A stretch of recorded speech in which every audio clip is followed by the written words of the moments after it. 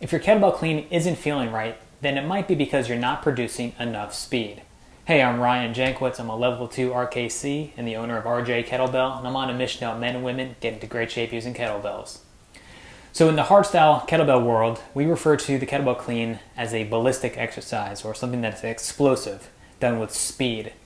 So if we're not using the right amount of speed, it can make the clean very awkward and feel like you're trying to do a bicep curl and you're putting just a lot of stress on your upper body.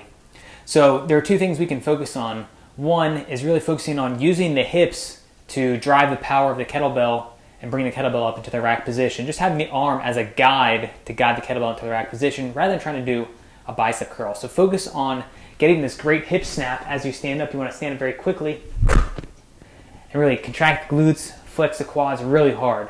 So the faster you stand up and the harder you contract the glutes and quads, the more speed you're going to produce and the easier it's going to feel.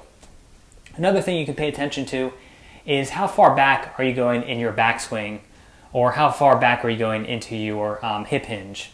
So if your hip hinge is really shallow, if you're like right here, you're not going to be able to produce a lot of power from this position.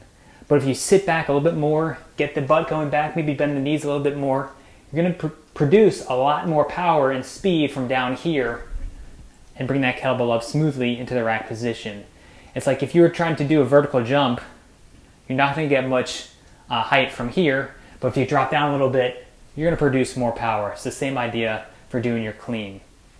So if you feel like your cleans are not feeling pretty smooth, focus on generating more speed by sitting more deeply into your backswing and really snapping those hips, contracting the glutes and quads. If you have any more questions about kettlebell training, please send me a message. Stay strong.